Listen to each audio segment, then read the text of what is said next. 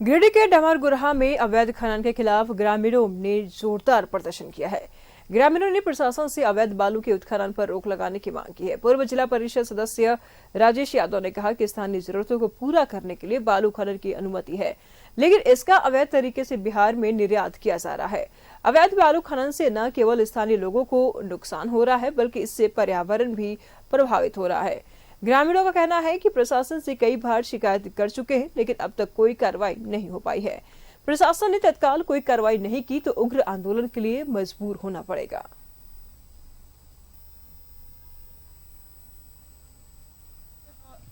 गिरिडीह प्रखंड के डमरगुरहा के ग्रामीणों ने शिकायत की है कि उनके यहाँ से उसी नदी से हर दिन 30-40 से भी अधिक ट्रैक्टर बालू अवैध तरीके से खनन करके और बिहार भेजा जा रहा है। और उन्होंने बताया है कि इस मामले में उन्होंने प्रशासन के संबंधित विभाग से शिकायत की है, इसके बावजूद भी इस पर कोई कार्रवाई नहीं हुई। आज ग्रामीणों ने नदी में जाकर के, घाट में जाकर के, और आज भी वहां पर ट्रैक्टर से बालू लोड होते समय भी इसका विरोध किया है, उन्होंने प्रदर्शन किया है।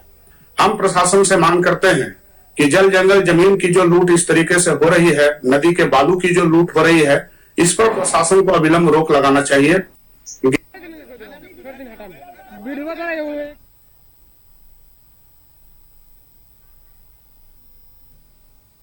तमाम जानकारी के लिए गिरिडीह से श्रीकांत इस वक्त हमारे साथ बने हुए हैं। श्रीकांत, ग्रामीणों का गुस्सा फूट पड़ा है अवैध खनन को लेकर के। लगातार ग्रामीण मांग कर रहे हैं कि कार्रवाई जल्द से जल्द हो, अदरवाइज उग्र आंदोलन के लिए तैयार है। क्या कुछ कहेंगे?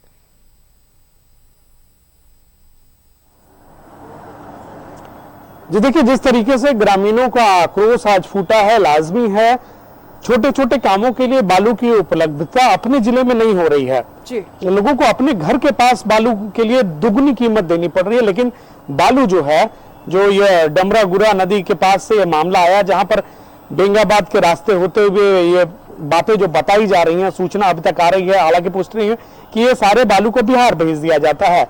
पचम्बा और बेंगाबाद थाना क्षेत्र के, दोनों थाना क्षेत्रों के बीच की जो नदी है, मोती लदा के आसपास का, डेली सैकड़ों ट्रैक्टर बालू जो है वो वहां से उत्खनन किया जा रहा है और उसे दूसरे स्थानों पर भेजा जा रहा है।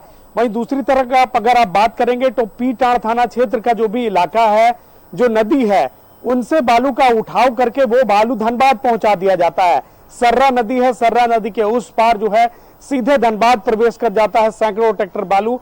और अपने जिले में बालू की उपलब्धता नहीं है, लेकिन दूसरे जिलों में बालू यहां से ले जाया जा रहा है। दिन के उजाले में, रात के अंधेरे में सैकड़ों ट्रैक्टर बालू जो है वो ले जाया जा रहा है, लेकिन खनन विभाग को कानों कान इसकी कोई खबर नहीं है। जो ग्रामीण बता रहे हैं कि लगातार इसकी सूचना हमने खनन विभाग को दी, संबंधित थाने को दी, लेकिन आज तक कोई कार्रवाई नहीं हुई। कार्रवाई के नाम पर कहीं भी खानापूर्ति करता है खनन विभाग तो 1-2 ट्रैक्टरों को पकड़कर चालान काट देता है और अपनी पीठ थपथपा लेता है, लेकिन खनन विभाग इन पूरे मामले पर आंख मूंदे हुए है, जिसका नतीजा है कि बालू जो है वो दूसरे जिले में, पास के राज्यों में पहुंचा दिया जा रहा है और इससे जिले में बालू की उपलब्धता और स्थानीय ग्रामीणों को बालू की उपलब्धता नहीं हो पा रही है और बालू माफिया जो है वो चांदी काट रहे हैं। और अंततः आज ग्रामीणों ने इसका प्रदर्शन किया है और मांग की है प्रशासन से कि इस पूरे मामले पर रोकथाम करें, उचित कार्रवाई करें। पूर्व जिला परिषद सदस्य हैं राजेश यादव, उन्होंने भी इस मामले को उठाया है। उनका साफ तौर पर कहना है कि इस पूरे सिंडिकेट का भांडाफोड़ होना चाहिए।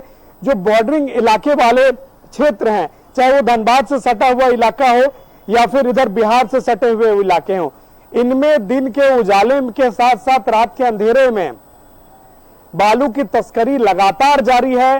कोई रोकथाम नहीं है, खनन विभाग का इस पर कोई कंट्रोल नहीं है, संबंधित थाना क्षेत्र में भी जो है वो रोक नहीं लग पा रहा है, जिसके कारण ग्रामीण जो है वो अब मांग कर रहे हैं कि अगर समय से कार्रवाई नहीं की जाती है तो प्रदर्शन करेंगे, सड़क पर उतरेंगे। इसलिए उन्होंने मांग की है प्रशासन के कि इस मामले में गंभीरता दिखाते हुए पूरे मामले पर जो है वो रोकथाम की जाए, ताकि स्थानीय स्तर पर बालू की उपलब्धता हो सके और बालू की तस्करी पर रोकथाम लग सके।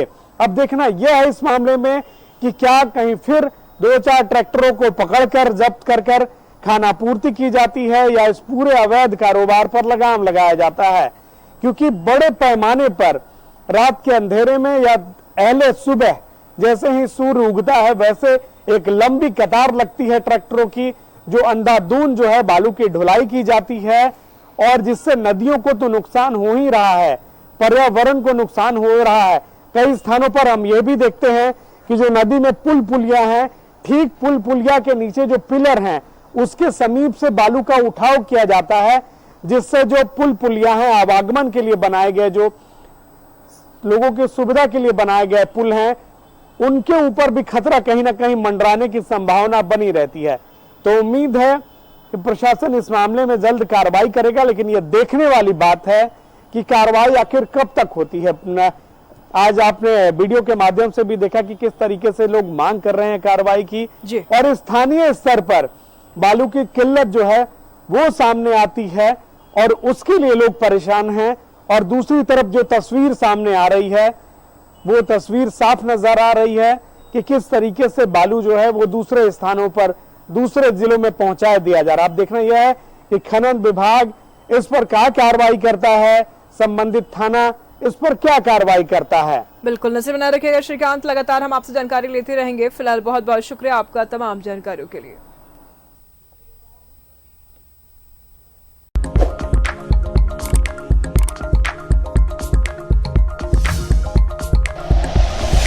Like and share videos, subscribe करें हमारा चैनल और प्रेस करें बेल आइकॉन। न्यूज़ 11 भारत, सच है तो दिखेगा।